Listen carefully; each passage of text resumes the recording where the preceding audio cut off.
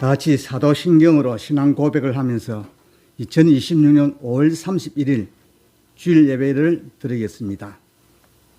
전능하사 천지를 만드신 하나님 아버지를 내가 믿사오며 그 외아들 우리 주 예수 그리스도를 믿사오니 이는 성령으로 잉태하사 동정녀 마리아에게 나시고 본디오 빌라도에게 고난을 받으사 십자가에 못 박혀 죽으시고 장사한 지 사흘 만에 죽은 자 가운데서 다시 살아나시며 하늘에 오르사 전능하신 하나님 우편에 앉아 계시다가 저려서 산자와 죽은 자를 심판하러 오시리라. 성령을 믿사오며 거룩한 공예와 성도가 서로 교통하는 것과 죄를 사하여 주시는 것과 몸이 다시 사는 것과 영원히 사는 것을 믿사옵나이다. 아멘. 우리 다 함께 찬양 드리겠습니다. 우리 함께 기도해야 합니다.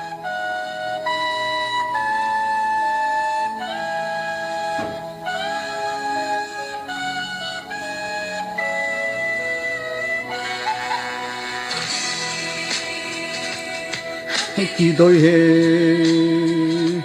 주 앞에 나와 무릎 꿇고 공을 베푸시는 주 하늘을 향해 두 손 들고 하늘 문이 열리고 은혜의 빗줄기 이 땅 가득 내리도록 마침내 주 오셔서 예빗줄기 우리의 부시도록 합니다. 우리 함께 기도해. 우리 함께 기도해. 주 앞에 나와 무릎 꿇고 공을 베푸시는 주 하늘을 향해 두 손 들고 하늘 문이 열리고 내 예빗줄기 이 땅 가득 내리도록 마침내 주 오셔서 예빗줄기 우리의 부시도록 합니다. 우리 함께 기도합니다. 우리 함께 기도해. 주 앞에 나와 무릎 꿇고 공을 베푸시는 주 하늘을 향해 두 손 들고 하늘 문이 열리고 은혜의 빗줄기 이 땅 가득 내리도록 마침내 주 오셔서 예빗줄기 우리의 부시도록 하늘 문이 열리고 하늘 문이 열리고 내 예빗줄기 땅 가득 내리도록 마침내 주 오셔서 예빗줄기 우리 위에 부시도록 우리 위에 부시도록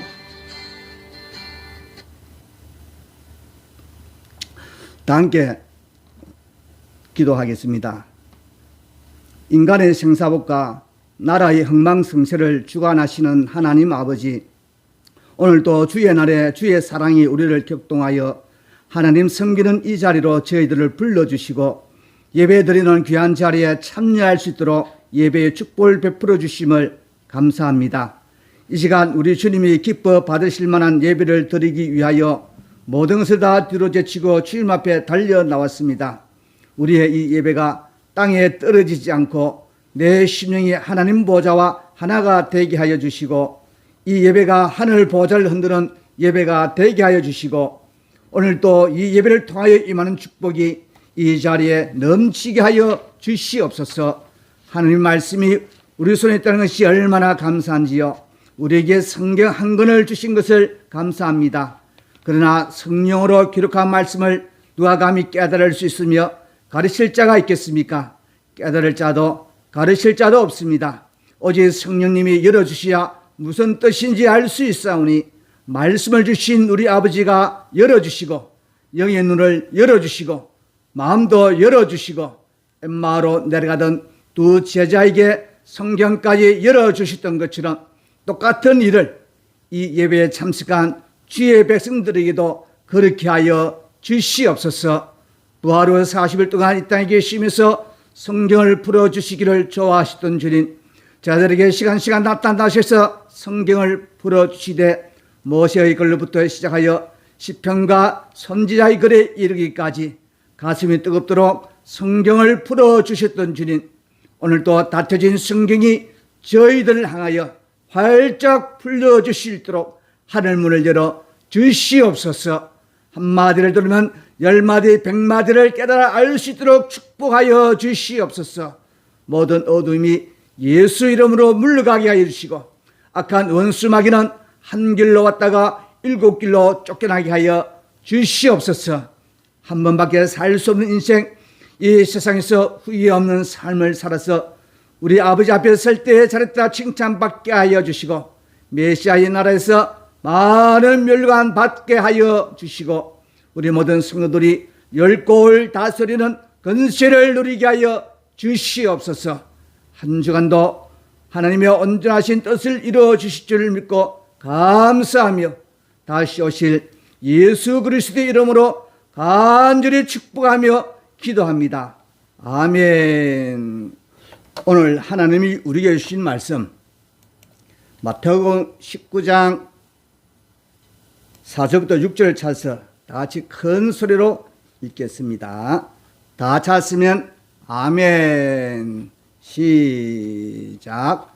예수께서 대답하여 이르시되 사람을 지으시니가 본래 그들을 남자와 여자로 지으시고 말씀하시기를 그러므로 사람이 그 부모를 떠나서 아내에게 합하여 그 둘이 한 몸이 될지니라 하신 것을 읽지 못하였느냐. 그런즉 이제 둘이 아니요 한 몸이니 그러므로 하나님이 짝지어 주신 것을 사람이 나누지 못할지니라 하시니라. 아멘. 우리 옆에 좌우로 다 같이 악수하면서 인사하겠습니다. 반갑습니다. 정말 잘 오셨습니다.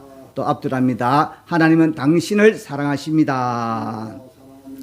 올해 마지막 주일인 오늘은 결혼과 가족의 의미와 부부로 산다는 것은 어떤 뜻일까? 라는 제목으로 말씀을 전할 때 큰 은혜가 넘치기를 축원합니다. 다 같이 따라서 하겠습니다.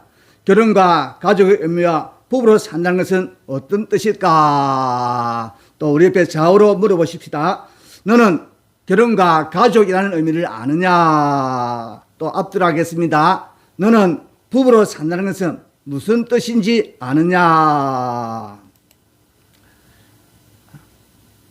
지난 5월 21일은 부부의 날입니다.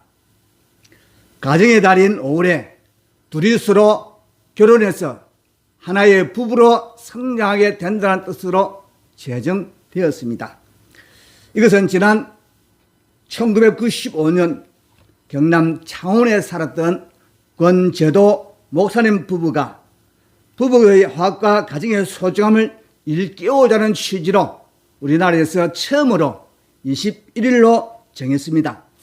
그리고 2003년 12월 부부의 날 재정추진 민간단체인 부부의 날 재정추진위원회가 부부의 날을 법정기념일로 제정해달라는 요청을 정부의 건의함에 따라 국회 동의를 거쳐 2005년부터 국가기념일로 지정되었습니다. 그리고 2007년 5월 21일을 기준으로 국가공인 법정기념일로 성격되었습니다. 물론 매일 부부가 화목해야겠지만 하루를 더 구분하여 지금까지 부족했던 것이 무엇인지 서로가 상대방 입장에서 생각하고 배려하고 이해하는 날을 가지는 것도 의미가 있습니다. 왜냐하면 가정의 핵심은 부부이기 때문입니다. 첫째로 우리가 생각할 것은 결혼을 해야 할까요? 하지 말아야 할까요? 여러분들은 어떻게 생각하십니까? 어느 할머니가 동창회에 갔다 왔습니다. 그런데 계속 심통이 난 표정이라 할아버지가 물어봤습니다. 왜 그래요? 별일 아니요. 별일 아니긴 뭔 일이 있구먼. 아니라니까. 당신만 밍크 코트가 없어. 당신만 다이아몬드 반지가 없어. 그럼 뭐요? 그러자 할머니가 긴 한숨을 내쉬며 말했습니다. 나만 아직 남편이 살아있슈. 동창회에 갔다 온 날은 할머니와 할아버지 부부 삶이 굉장했습니다. 어느 날 할아버지가 내가 죽으면 관 뚜껑을 열고 흙을 파고 나와서 할머니를 엄청 괴롭힐 거야. 각오의 할망구 라고 말했습니다. 그러던 어느 날 할아버지가 돌아가셨습니다. 장사를 지내고 돌아온 할머니는 동창생들을 불러 모아 잔치를 베풀고 신나게 교가를 부르며 놀았습니다. 그것을 지켜보던 동창이 걱정이 되는 듯 할머니에게 물었습니다. 야야, 네 걱정 안 되나? 할아버지가 관 뚜껑을 열고 흙을 파고 나와서 괴롭힌다고 했잖아. 그 말을 들은 할머니가 웃으면서 하는 말이 걱정 마.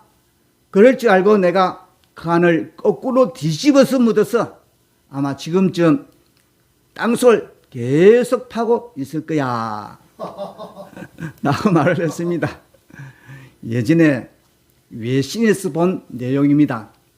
일본 요코하마에서 운영하는 쓰레기 분리수거 인공지능 채팅 로봇에게 일본 주부들이 장난삼아 남편을 어떻게 버려야 하는지 질문을 하자 채팅 로봇이 인간은 판단력이 없어서 결혼하고 인내력이 없어서 이혼하고 기억력이 없어서 재혼한다 라는 답을 했다고 합니다.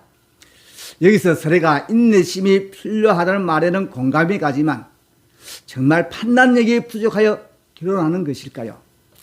물론 우스갯소리겠지만 마음 한편이 섭섭해집니다. 이에 덴마크의 철학자 키에 케고르는 결혼해라. 그러면 후회할 것이다. 결혼하지 말라. 그래도 후회할 것이다. 라고 말을 했습니다. 결혼하란 말일까요? 하지 말란 말일까요? 이에 많은 그리스도인들이 이렇게 이야기합니다. 결혼해봐라. 그러면 사랑의 기쁨을 알고 감사할 것이다. 결혼하지 마라. 그래도 내게 주신 삶에 감사하며 인생을 살아갈 것이다. 라고 말을 했습니다. 러시아 속담에 이런 것이 있습니다. 바다에 나갈 때는 한 번 기도하고 전쟁터에 나갈 때는 2번 기도하고 결혼할 때는 3번 기도하라고 했습니다. 참 애매하고 어렵습니다. 이처럼 결혼이란 전쟁보다 치열할 수 있다는 뜻이며 그만큼 중요하다는 의미일 것입니다. 그러므로 하나님이 내게 주신 짝임을 확인할 때까지 3번, 즉 자기 실존을 건 기도를 해보라는 의미입니다. 이에 이렇게 적응해 보면 어떨까요?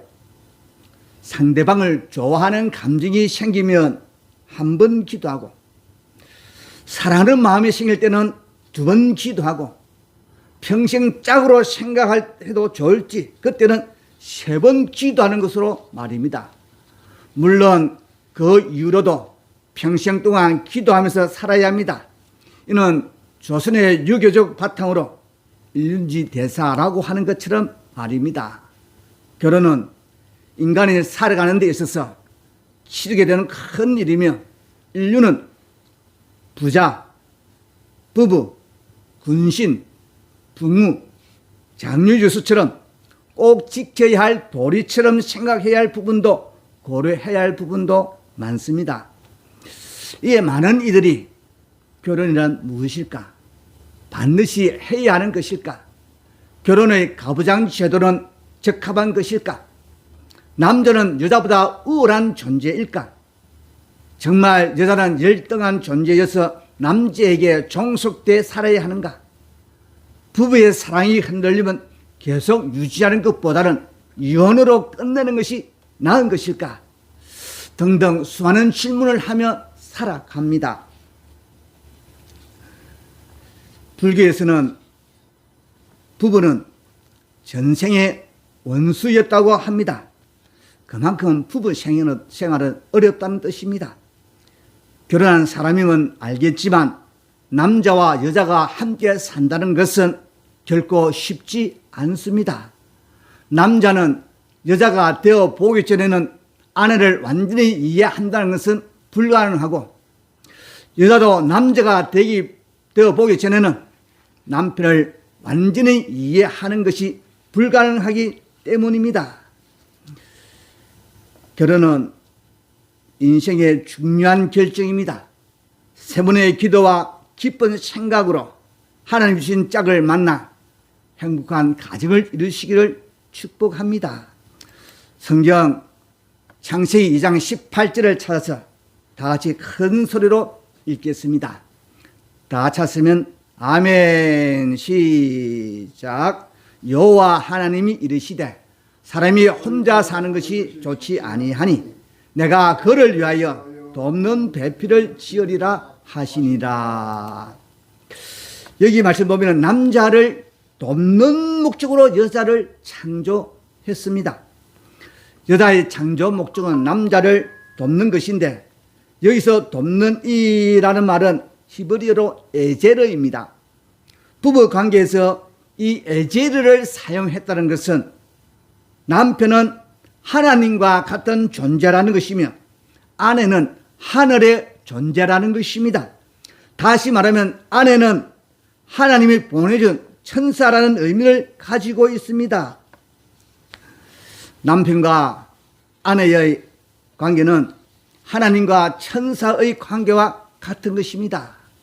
천사는 하나님을 보좌하는 것이므로 아내는 남편을 잘 보필해야 하는 것입니다.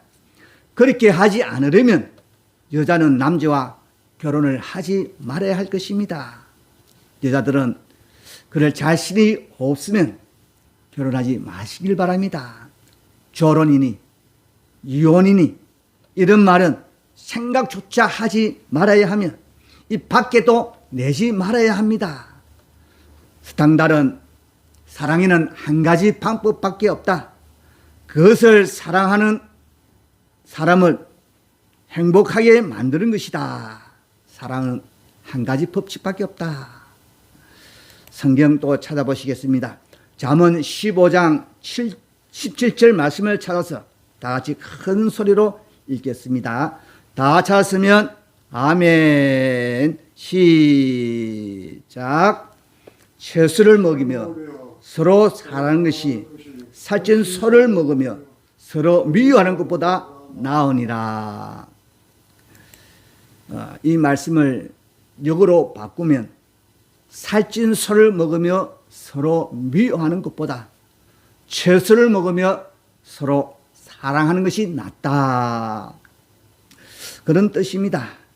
말틴 루터는 말하기를 아내는 남편이 집에 오는 것을 기뻐하게 만들라.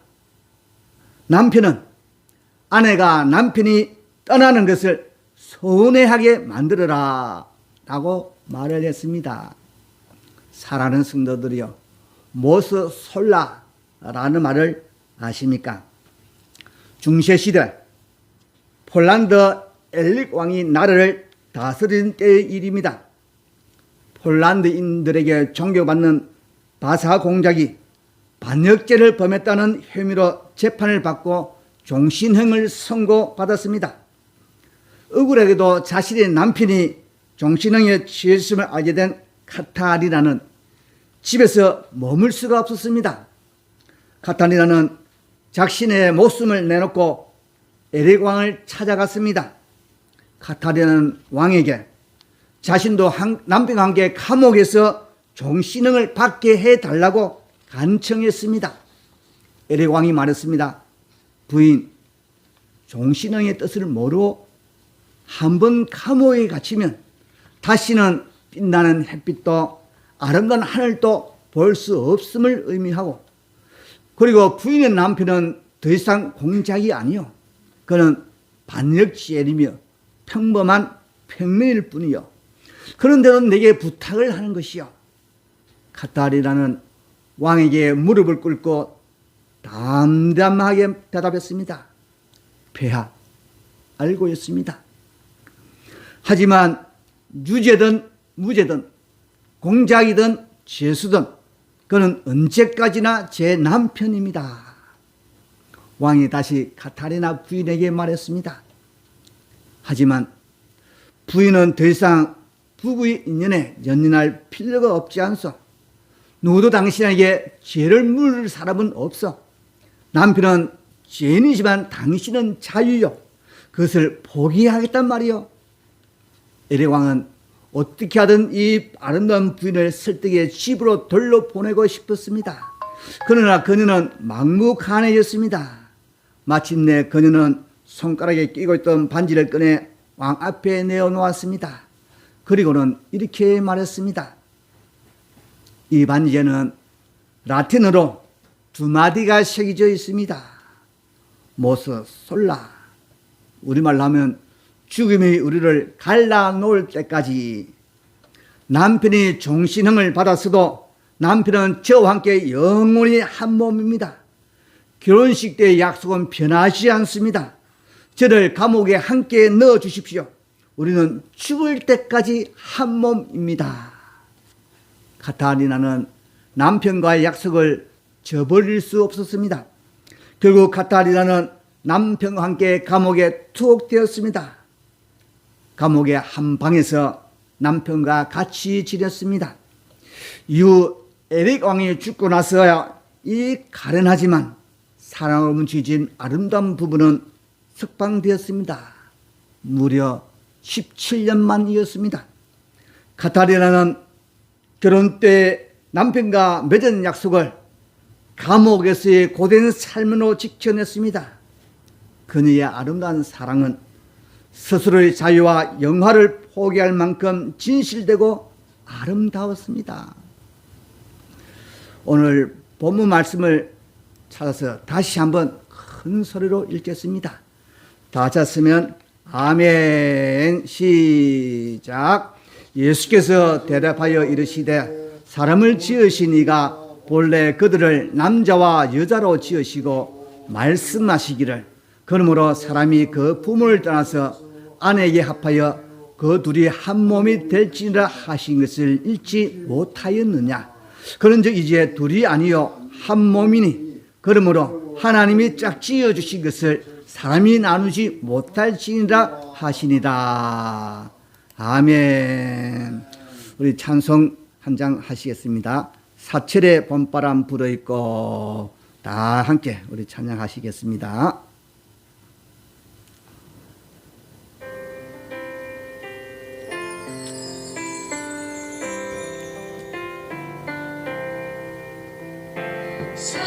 사철의 봄바람 불어있고 하나님 아버지 모셨으니 믿음의 반석도 든든하다. 우리 집 즐거운 동산이라. 고마워라 임마누엘. 예수만 섬기는 우리 집 고마워라 임마누이 복되고 즐거운 하루하루 어버이 우리를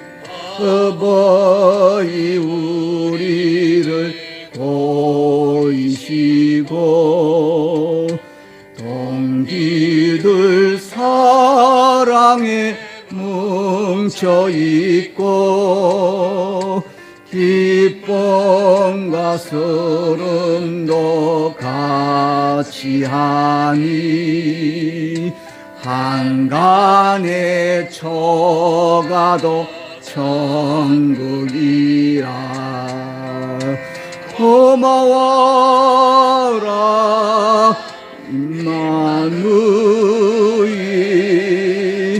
예수만 섬기는 우리 집 고마워라 임마누이 복되고 즐거운 하루하루 아침과 저녁에 수고하여 다 같이 일하는 온 식구가 한 상에 둘러서 먹고 마셔 여기가 우리의 낙원이라 고마워라 임마누이 예수만 섬기는 우리 집 고마워라 임마누이 복되고 즐거운 하루하루 고마워라 임마누이 고마워라 임마누이 복되고 즐거운 하루하루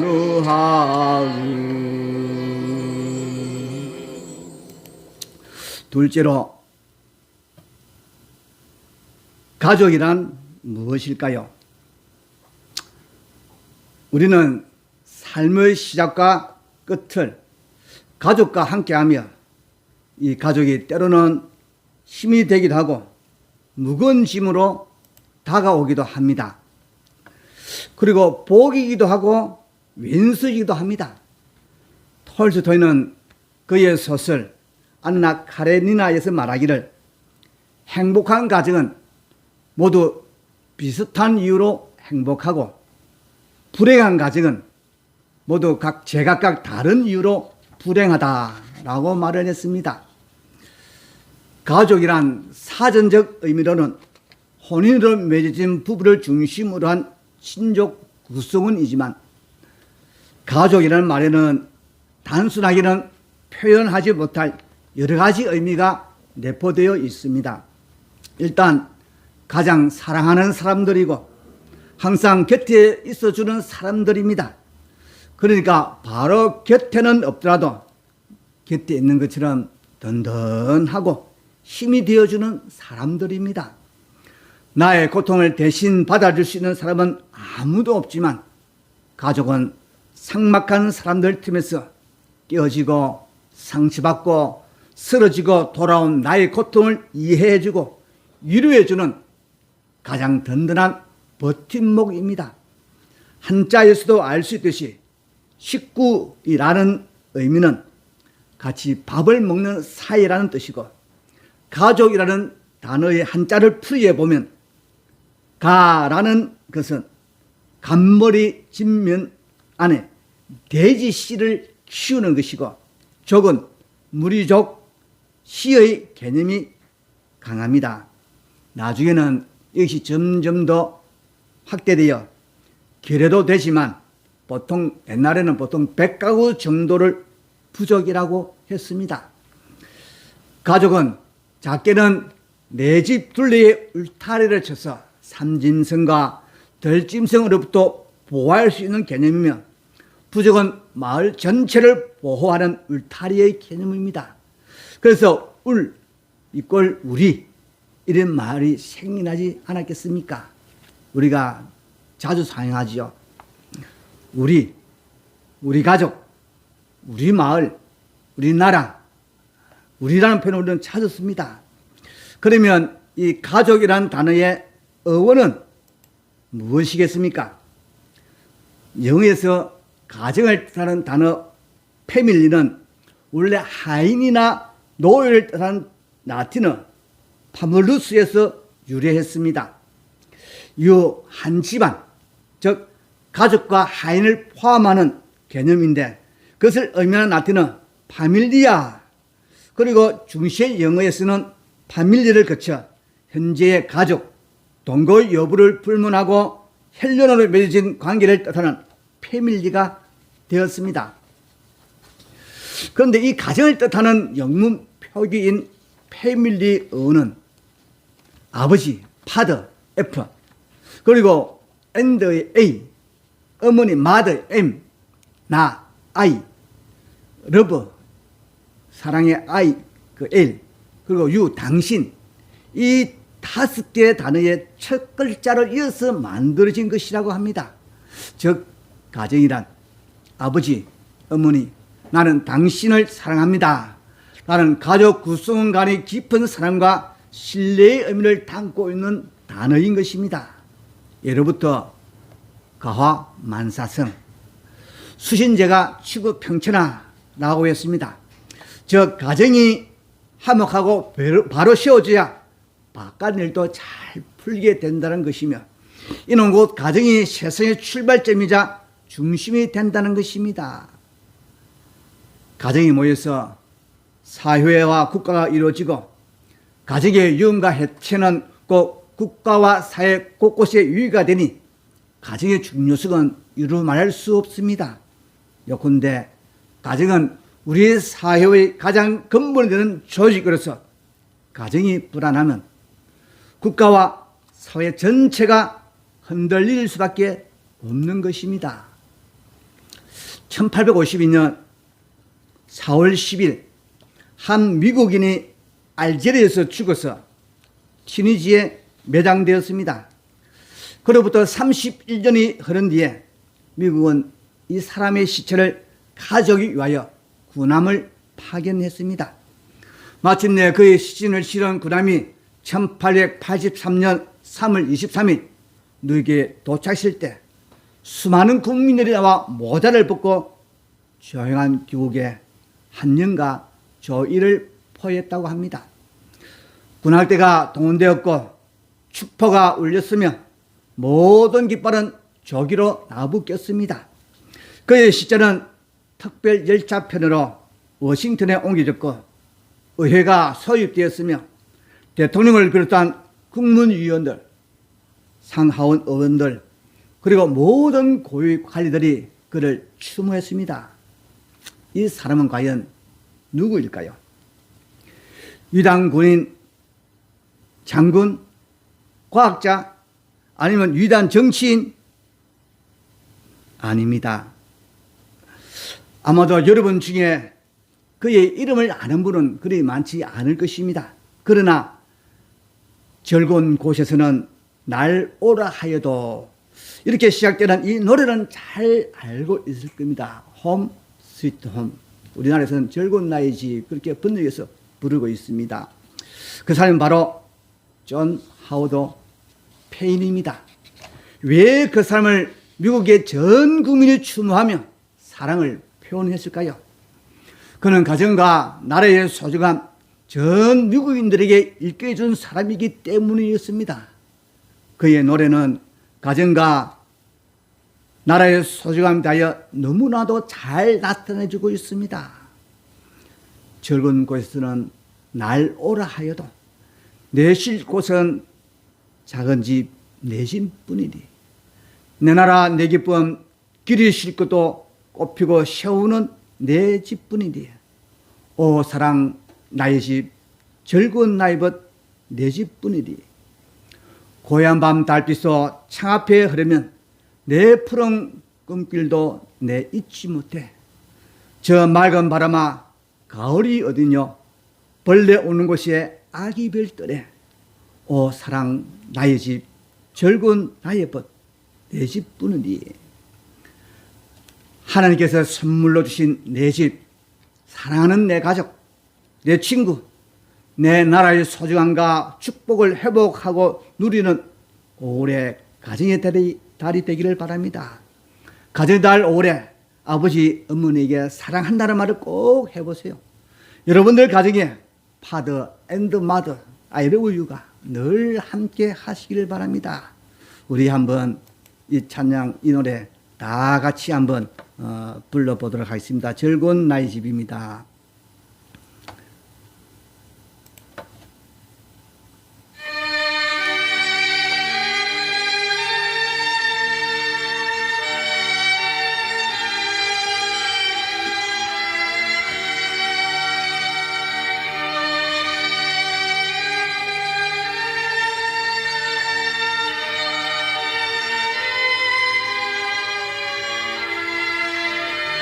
즐거운 곳에서는 즐거운 곳에서 날 오라 하여도 내 심 작은 집 내 집뿐이니 내 나라 내 기쁨 길이 싣고도 꽃피고 세우는 내 집뿐이니 오 사랑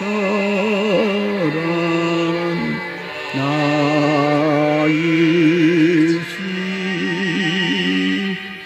슬픈 나의 내 집뿐이니 고향암당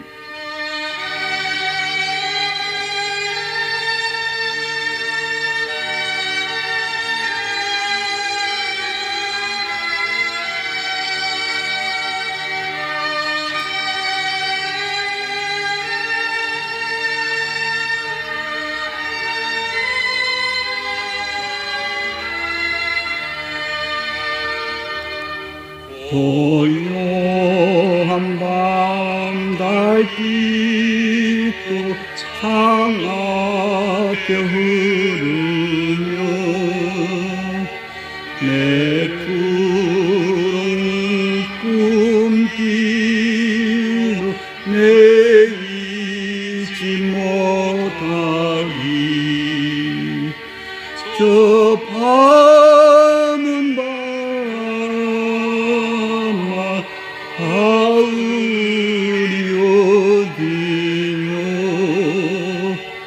벌레 우는 아기 별눈 뜨는 오 사랑 나의 집 슬픈 나의 내 집뿐이니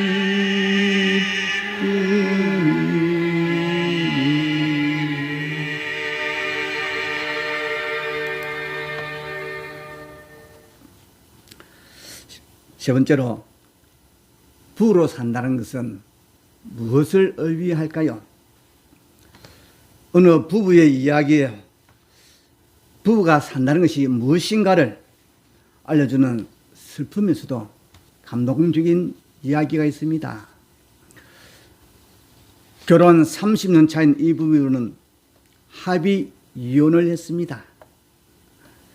결혼하고 살면서 항상 의견이 맞지 않아 부부 삶이 끊이지 않았습니다. 성격이 전혀 달랐던 두 사람은 자녀들이 아니었다면 진작에 갈라섰을 것입니다. 자녀가 성인이 되고 결혼도 해서 더는 부모의 손길이 필요하지 않았습니다. 그래서 결국 이들은 의미 없는 삶에 종지부를 찍고 서로의 노년을 자유롭게 보내기 위해 이혼을 결정했습니다. 두 사람은 이혼 절차를 밟고 구치소에서 나왔는데 그때 남자가 같이 저녁을 먹자는 말을 꺼냈습니다. 여자는 이혼에서도 서로 철천지 원수가 아니고 어제까지 밥을 같이 먹었는데 오늘이라고 같이 못 먹을 이유가 없다고 그런 생각에 같이 밥을 먹기로 했습니다. 식당에서 밥을 먹기 시작하자 종업원이 생선구이 한 접시를 가지고 왔습니다. 남자는 바로 생선 한 점을 집어 여자에게 주었습니다. 먹어. 당신이 제일 좋아하는 거잖아. 그 말에 여자는 뜻밖의 눈시를 붉히며 말했습니다. 당신은 항상 이래. 항상 자기 옳고 너무 가부장적이야. 항상 자기 혼자 결정하고 다른 사람 기분은 생각도 안 하지. 결혼한 지 30년이나 됐는데 내가 제일 싫어하는 게 생선이란 걸 아직도 몰라. 아내의 말에 남자가 목이 메어 말했습니다.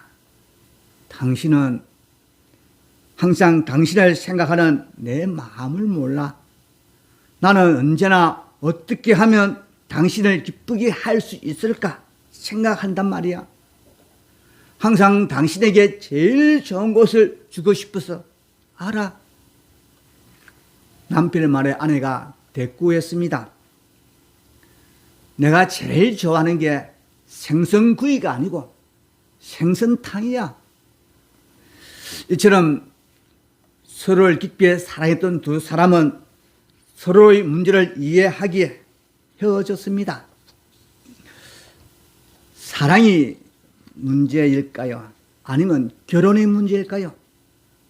두 사람은 밥을 먹고 난 뒤 여자는 동쪽으로 가고 남자는 서쪽으로 각자의 길을 갔습니다.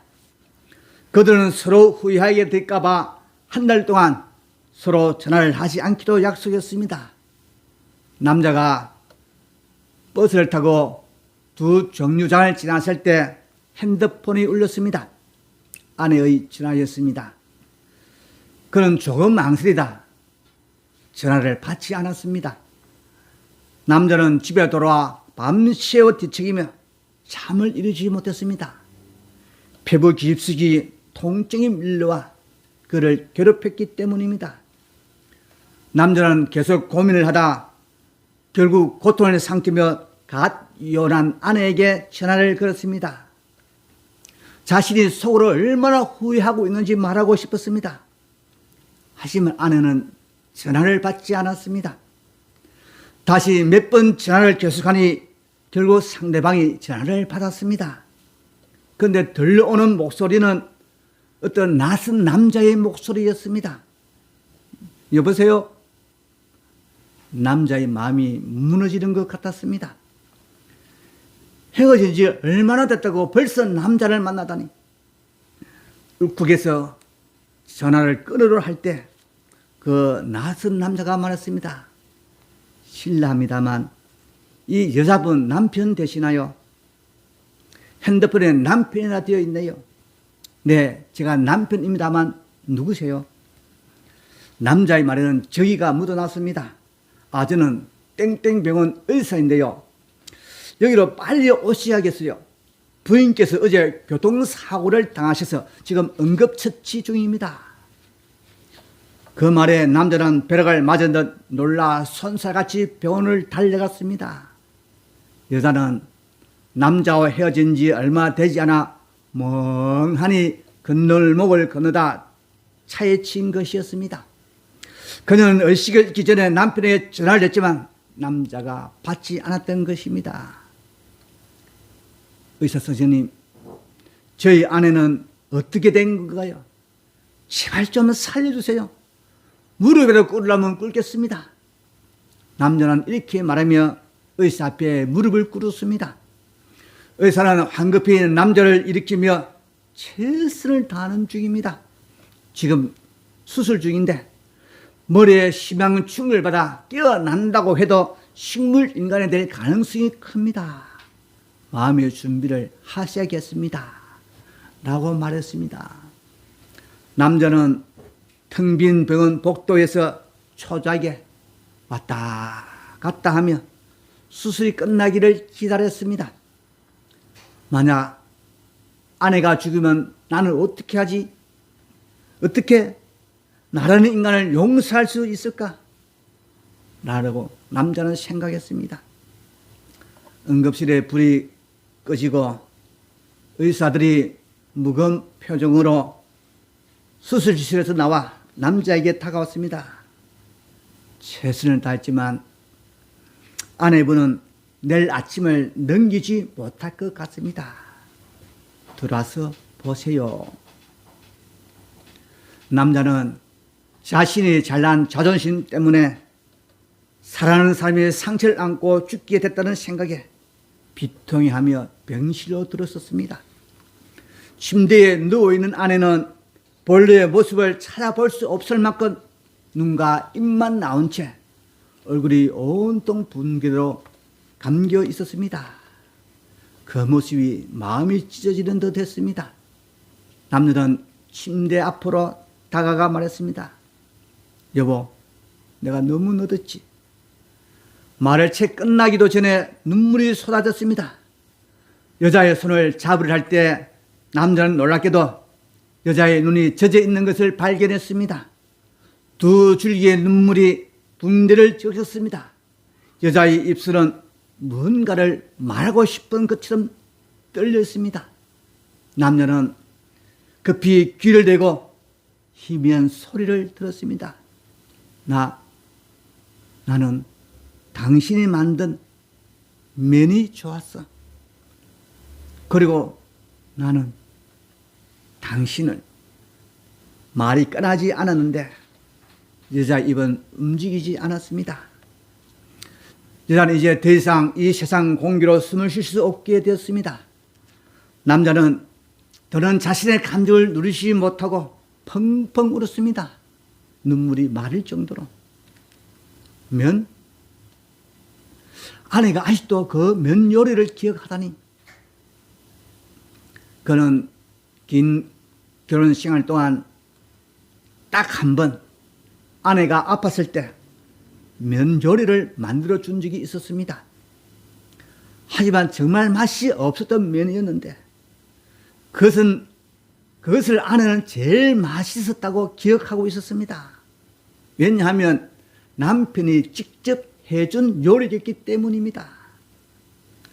아내를 떠나 보낸 한 달 후 남자는 집 정리를 하던 중 서랍에서 보험 정서를 발견했는데 가입일은 두 사람이 결혼한 날짜였고 수혜자는 남편이었습니다.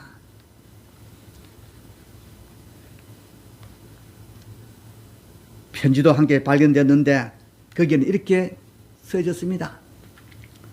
사랑하는 남편, 당신이 이 보험 정서를 발견했을 때 나는 이 세상에 없을 거야. 우리가 어떻게 되든 이혼하든 아니면 하여튼 이것 하나만 알아도 당신을 사랑하는 내 마음은 항상 변함이 없었음을. 나는 떠나지만 이 보험금이 나 대신 당신을 잘 돌봐줄 거야. 내가 당신 옆에 있는 것처럼 말이야. 천국에서도 계속 당신을 사랑할게. 여기까지 읽다가 남편은 눈물 범벅이 되었습니다. 아내는 죽는 그 순간에 그에게 사랑해 라고 말하고 싶었던 것입니다. 생명은 나약하고 인생은 짧습니다. 우리가 사랑해라는 말을 몇 번이나 더 할 수 있을까요? 체면이나 자존심은 진정한 사랑과 생명 앞에서 허무하게 무너질 뿐입니다. 조금만 너그럽게 굴걸, 조금만 감싸줄걸, 조금만 더 이해할걸. 우리들의 인생에 절대 이런 후회를 남기지 말아야 합니다. 만약 남긴다면 우리들은 진정으로 사랑하는 사람이 마지막으로 하는 사랑해 라는 말을 놓칠지도 모릅니다. 그러면 아무리 후회해도 사랑이 또 무당인 그 말을 다시 들을 수 없습니다. 사랑하는 사람에게 사랑해 라는 말을 하지 않을 이유가 있을까요? 인생은 길지 않으니까 곁에 있는 사람에게 잘 대해주어야 합니다. 다음 생에 다시 만날 수 없기 때문입니다. 100년의 인연이 있어야 같은 배를 탈 수 있고 1000년의 인연이 있어야 같은 잠자리에 들 수 있다는 말이 있는데 그만큼 부부의 인연은 깊은 것입니다. 늘 변함없이 가까이 곁을 지켜주는 가족인데도 바쁘게 살다 보면 소중함을 잊기 마련입니다. 그러나 사랑한다는 말은 사랑 표현이며 한 가족, 부부를 이어주는 힘이 되어주는 원동력입니다. 오늘, 아니 지금 사랑해 라고 한번 말씀해 보시기 바랍니다. 세상에서 가장 따스한 이불은 무엇일까요? 세상에서 가장 따스한 이불은 상대의 허물을 덮어주는 당신의, 여러분들의 나의 마음입니다. 사랑하는 성도들이여, 사람은 누구나 행복하기를 원하고 결혼을 하는 목적도 사랑하는 사람과 행복한 가정을 만들기 위해 결혼을 합니다. 그리고 결혼을 통해 부부가 됩니다. 결혼은 사람이 만들어낸 것이 아닙니다. 부부는 하나님이 짝 지어주신 것입니다. 결혼은 하나님이 시작하신 것입니다. 이혼은 하나님의 계획이 아닙니다. 부부가 결혼하면 이들은 하나님에 의해 짝 지어진 것이며 이 연합은 일생 동안 지속되어야 합니다. 하나님이 짝 지어주신 것을 어떤 사람도 그 짝을 갈라쓰게 할 권리가 없습니다. 세상의 문화와 사고방식이 교회 안으로 쓰나미처럼 들어와서 성도들의 생각과 이성을 마비시키고 지배하게 되어 결혼이니 이혼이니 쉽게 생각하고 말하고 행동합니다. 신앙생활은 삶을 해석하는 관점이 중요합니다. 우리는 어떤 문제가 생기면 세상의 가치관으로 옳고 그름을 판단하고 어떤 상황이 발생하면 세상의 기준으로 선과 악을 결정하는 기준으로 살아왔습니다. 그러나 우리는 하나님의 관점과 성령의 기준으로 삶의 문제나 상황을 볼 줄 알아야 합니다. 우리는 세상의 관점과 기준으로 사는 자가 아닙니다. 우리는 세상의 가치관과 문화를 따라 사는 자가 아닙니다. 세상의 기준은 하나님의 기준과 모든 것이 반대인 것을 알아야 합니다. 하나님을 섬기는 사람들이 타락하여 자신의 모든 것을 자기 중심적으로 살아왔습니다. 여러 가지 문제들과 환경들을 예수 믿지 않는 불신자처럼 반응하면 안 되는 것입니다. 삶에 대한 해석도 예수 믿는 사람답게 하나님의 백성으로 하나님의 관점으로 바뀌어야 하는 것입니다. 우리가 사는 이 세상은 이혼을 과소평가하고 있습니다. 심지어 교회조차도 교원들조차도 이혼을 당연하게 또는 쉽게 생각을 합니다.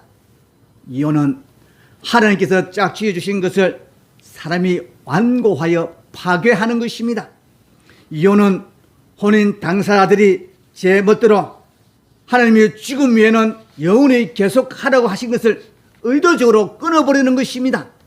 결국 이혼은 하나님의 뜻을 거역하는 행위요, 이혼은 하나님의 뜻을 반대하는 행위요, 이혼은 성령을 역행하는 일입니다. 성경 어디에 하나님께서 이혼을 허용했다는 것입니까? 또 결혼이 무엇이란 말입니까? 부부는 반쪽의 두 개가 아니라 하나로서 전체입니다. 두 개의 날이 똑같이 움직여야 하는 가위처럼 부부는 일체입니다. 또한 부부는 오래된 골동품과 같습니다. 부부는 피차의 실수를 한없이 받아들이는 바다가 되어야 합니다. 부부의 사랑이란 꽤 오랜 땀을 들인 후에야 성숙해집니다. 아내의 인내는 남편을 명예롭게 하고 남편의 인내는 아내를 살립니다. 부부 생활에는 인내하고 거듭 인내해야 하는 것입니다. 결국 부부 생활은 참고 또 참는 길만이 최선입니다. 부부 안에 인내할 때 아내는 남편의 안식처가 되고 남편은 아내의 안식처가 될 때 비로소 가정은 평화의 공간이 됩니다. 남편은 아내의 약점을, 아내는 남편의 잘못을 다른 사람에게 말하지 말아야 합니다. 확실한 증거 없이 아내는 남편은 아내의 실수나 허물을 말하지 말아야 합니다. 냉전은 해 지기 전에 끝내야 합니다. 평생을 같이 살았으면서도 평생의 연수가 웬 말입니까? 부부 생활은 30%의 사랑과 70%의 용서로 이루어지는 것입니다. 내 자녀들이 보고 듣고 있음을 명심하고 부디 부부간에 화락, 즉 화목하고 즐거운 삶이 되시기를 바랍니다.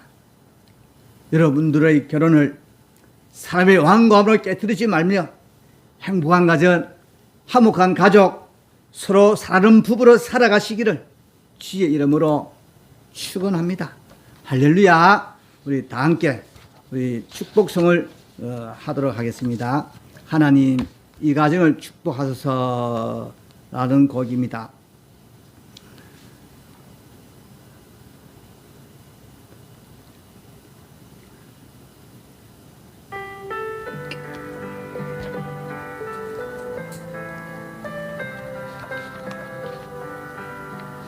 하나님, 이 가정을 축복하소서. 하나님, 이 가정을 축복하소서. 하늘의 신령한 복으로 하나님, 이 가정을 축복하소서. 땅에 기름진 복으로 가득히 채워주소서. 가득히 채워주소서. 주님의 사랑, 주님의 평안, 주님이 주시는 기쁨, 자손 대대로 주님의 축복 영원히 주시옵소서. 하나님, 이 가정을 축복하소서. 성령의 충만한 복으로 하나님, 이 가정을 축복하소서. 만사 형통한 복으로 가득히 채워주소서. 가득히 채워주소서. 풍성히 채워주소서. 주님의 사랑, 주님의 평안, 주님이 주시는 기쁨, 자손 대대로 내 축복 영원히 주시옵소서. 주님의 사랑, 주님의 평안, 주님의 사랑, 주님의 평안, 주님이 주시는 기쁨, 자손 대대로 주님의 축복 영원히 주시옵소서. 영원히 주시옵소서. 영원히 주시옵소서. 다 같이 기도하겠습니다. 하나님 아버지, 우리들에게 자녀들을 허락하신 것을 감사합니다. 이 세상을 살아가면서 끊임없는 기도와 사랑으로 자녀들을 돌보게 하여 주시옵소서. 우리의 자녀들에게 믿음의 유산을 내려주시도록 허락하여 주시옵소서. 우리의 자녀들이 평생 동안 여호와 하나님만 의지하도록 도와주시옵소서. 자녀들에게 천대의 복이 임하게 하여 주시옵소서. 주님 앞에 풍성하게 살도록 도와주시옵소서. 영혼이 잘되고 범사가 잘되고 강건한 복을 허락하여 주시옵소서. 감사하며 다시 오실 예수님 이름으로 축복하며 기도하옵나이다. 아멘. 아멘. 이 시간 오늘 설교 전체를 요약해서 제가 곡을 했는데 그 곡을 지금 다 같이 들어보시겠습니다. 모서솔라 죽은 우리를 갈라놓을 때까지 라는 곡입니다.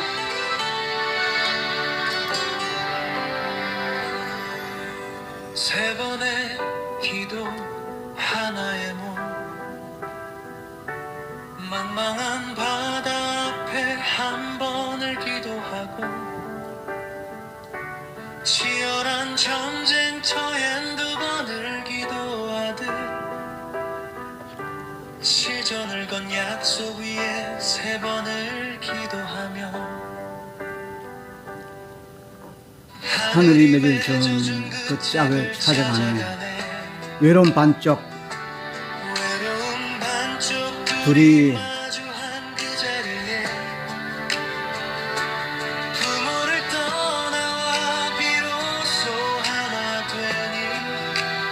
사랑의 wan감으로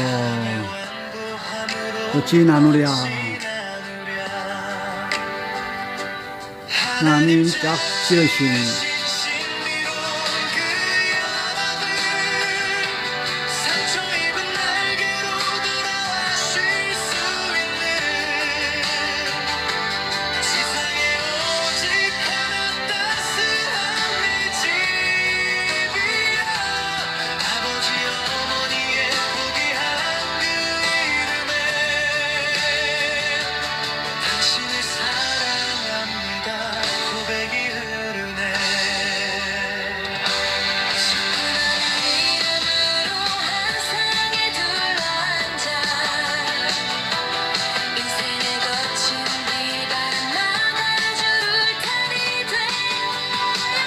가정이 화목해야 만사가 이루어지니 세상의 중심에서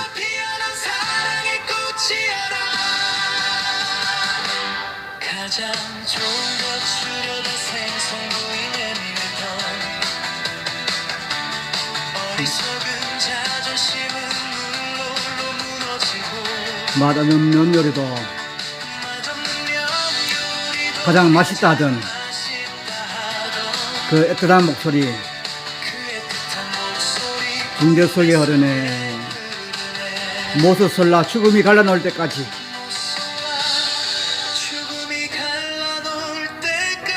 남편의 인내와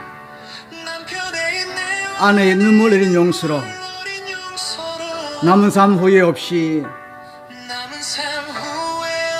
사랑의 외치리니 두 날개로 날아오르는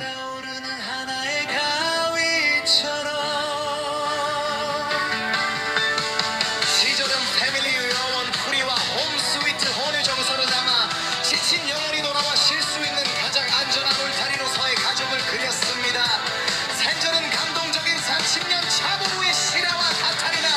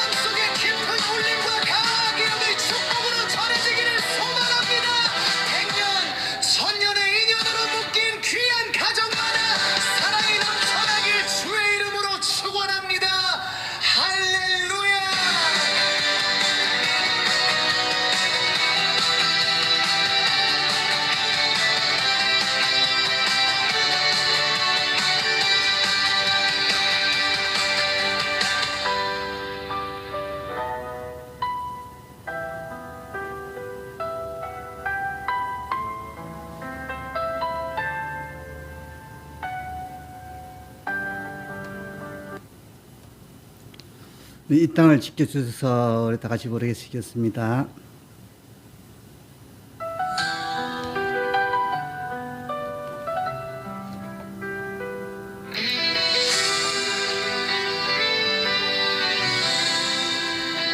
주여 이 땅을 지켜주소서. 기도로 세운 이 나라 지키소서. 복음이 만든 한강의 기적, 우리의 기도를 기억하소서. 주여 대한민국 지켜주소서. 은혜로 이 나라 다시 세우소서. 눈물로 외치며 무릎 꿇으니 주여 이 땅을 축복하소서. 타락과 어둠을 물리쳐주소서. 진실과 정의가 흐르게 하소서. 한강의 기적이 다시 피어나 이 땅의 복음을 채우소서.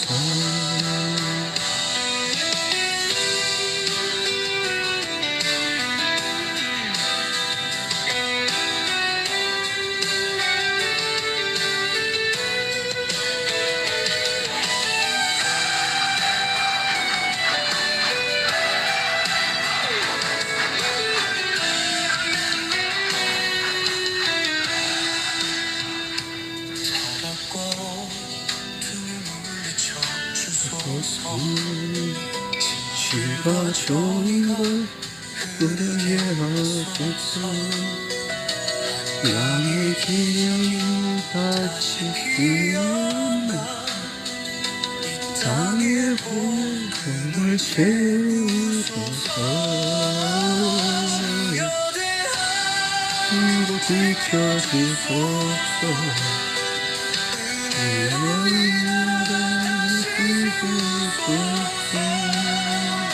물로 외치며 무릎 꿇으니 주여 이 땅을 축복하소서. 기도의 열매가 강물처럼 흐르게, 복음의 빛으로 나라가 새로워지게. 주여 우리의 기도를 주소서. 찬란한 내일 허락하소서.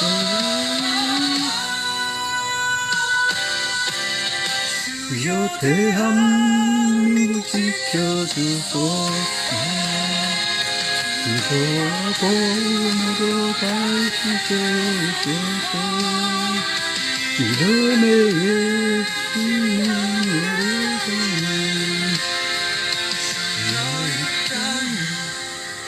축복하소서.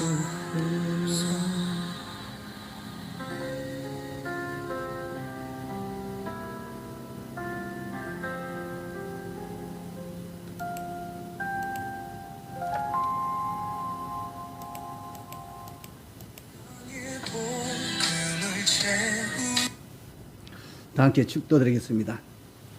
지금은 우리 주 예수 그리스도의 은혜와 우리를 사랑하신 하나님 아버지의 사랑하심과 성령님의 감동 감하심과 위로와 교통하심이 오늘 예배에 참석한 모든 성도를 위해 저를 가정과 생업과 자녀를 위해 지금부터 영원토록 함께 있을지어다. 아멘.